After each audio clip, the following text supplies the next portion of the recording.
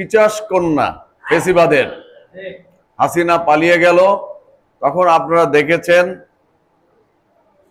যে মানুষ কিভাবে রাস্তায় আনন্দ উল্লাস করেছে।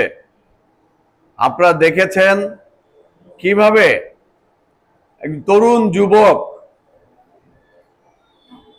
বিলবোর্ডের উপরে উঠে গেছে, যা এখন তাকে বললে সে উঠতে পারবে না। যেভাবে পাইপ বেয়ে বেয়ে, পিলার বেয়ে বেয়ে যেভাবে পিলারের মাথায় উঠে জাতীয় পতাকা উত্তোলন করেছে, কি দুঃসাহসিক কাজ সেদিন আমি হতে দেখেছি। টেলিভিশনের পর্দায় দেখে আমার ভয়ে বুক কেঁপে উঠতো যে এই ছেলেরা কি করছে, এত উপরে বেয়ে বেয়ে উঠে যাচ্ছে কেন?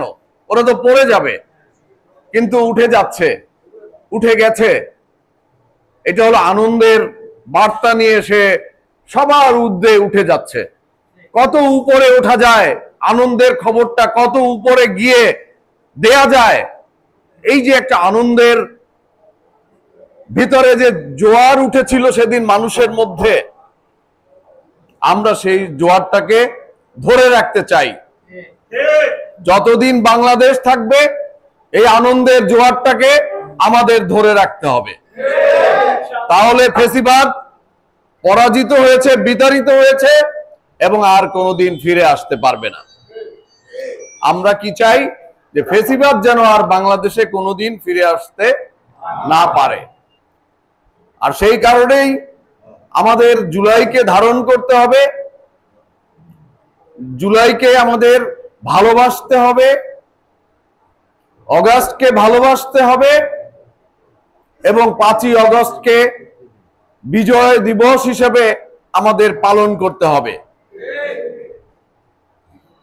এই বিজয় দিবস কোনো সাধারণ বিজয় দিবস নয়, এটি ছাত্র জনতা, সাধারণ মানুষ, সকল শ্রেণী পেশার মানুষ এই আন্দোলনে সমবেত হয়েছিল।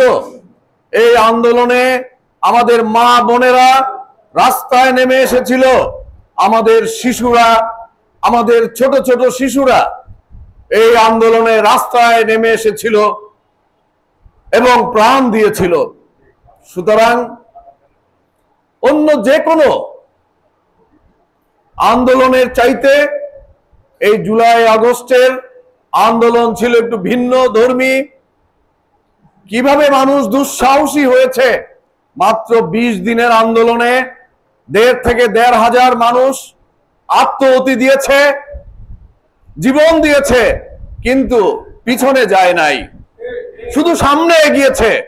আর যদি 40 মিনিট সময় এই ছাত্র জনতা পেত, হাসিনাকে পেত, 40 মিনিটের মধ্যেই তারা তাদের গণভবন ঘেরাও করে হাসিনাকে জনতার আদালতে বিচার করত।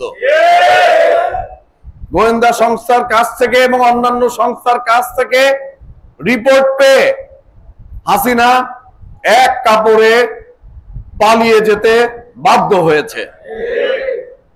সুতরাং এটির দুইটি দিক, একটি হলো ফেসিবাদের পরাজয়, আরেকটি হলো গণমানুষের বিজয়। ফেসিবাদ পরাজিত হয়েছে, ফেসিবাদ বারবার পরাজিত হবে, ফেসিবাদ যুগে যুগে পরাজিত হয়েছে। আর গণমানুষ বারবার বিজয়ী হয়েছে, গণমানুষ বারবার বিজয় লাভ করেছে, গণতন্ত্র বারবার বিজয় লাভ করবে এবং করেছে। আগামী 5ই অগস্ট আমাদের দল থেকে এই কর্মসূচি ঘোষণা করেছে। এই কর্মসূচি আমরা যথাসাধ্য আমাদের